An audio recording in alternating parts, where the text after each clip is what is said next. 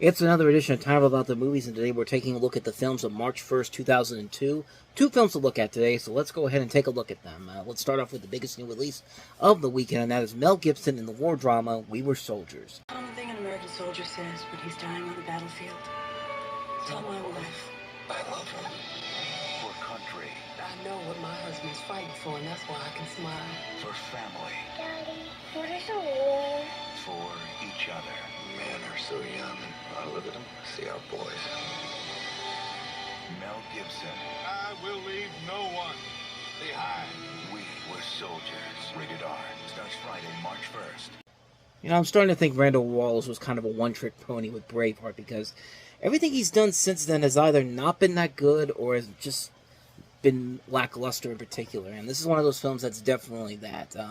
It's a telling of the 1st Battalion, 7th Cavalry Regiment, 1st Cavalry Division's battle against overwhelming odds in the La Drang Valley of Vietnam in 1965. Seen through the eyes of the battalion's commander, played by Mel Gibson, we see him take command of the battalion and its preparations to go into Vietnam. We also see how the French had years earlier been defeated in the same area.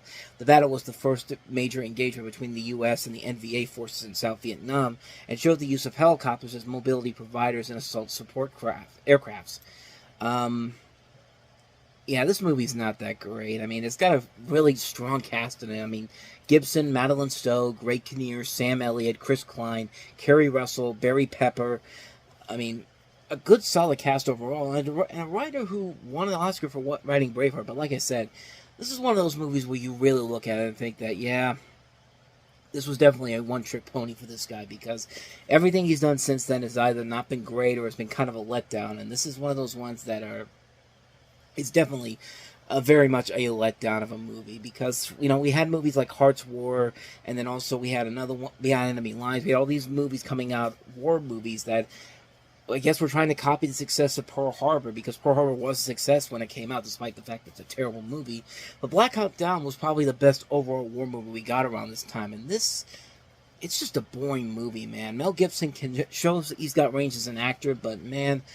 Watching this for over 2.5 hours really strains on you pretty quickly, and if there isn't an interesting story to watch with this, then why am I even watching the film to begin with? And there's definitely not a story here that's enough to carry the weight of the film overall. It's based off of a book of the same name, which I've never read before, so I can't really say what the differences are, but supposedly there are a lot of differences according to what I see here through Wikipedia. But other than that, though, yeah, the movie just really...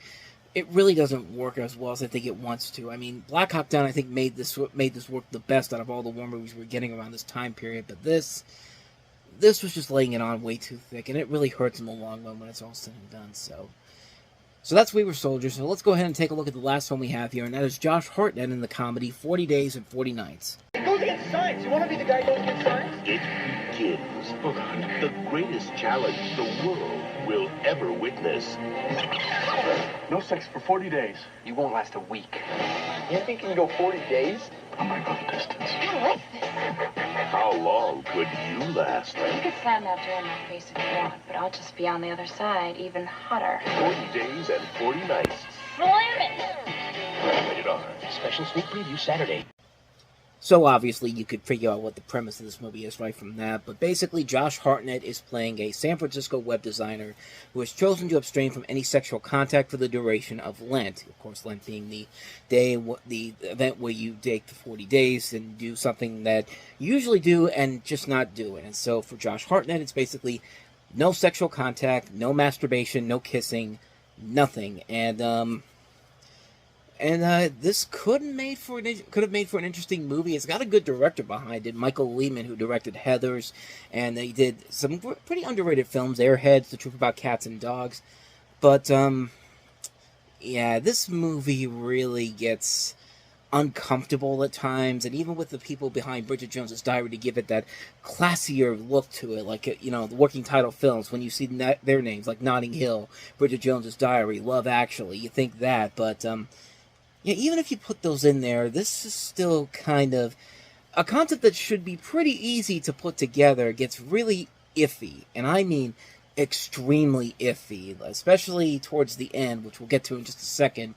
But from the beginning, it starts off kind of interesting. It starts off kind of amusing and fun, but then as the movie goes on, it's basically just, it just gets uncomfortable, especially when he gets to the last day and his ex-girlfriend basically just rapes him in order for him to just not be able to go through the 40 days of Lent thing. It's just like, dude, it's just like there's going dark, and then there's just being unnecessarily dark. And I know this guy did Heathers, but Heathers was at least clever with its dark comedy. This just feels like they had to do it because he can't go for all 40 days, because then it wouldn't be interesting to the story. And whoever says that is completely untrue. But, I mean, it's hard to make date rape funny. I mean, we've had movies that try to do this. I mean, Observer Report's one of the big examples of that. But when you get down to it, nothing about rape is funny. I mean, no matter how hard you try to make it funny, it's just not going to work out unless you have a solid purpose for making it funny. And this movie sadly does not. It really just, it takes any of the fun and the excitement about this movie and just throws it out the window pretty quickly. And this is a movie that's not that long. It's only about an hour and a half long, but even by then, when that moment happens, it just feels like you're just so uncomfortable with how they present this.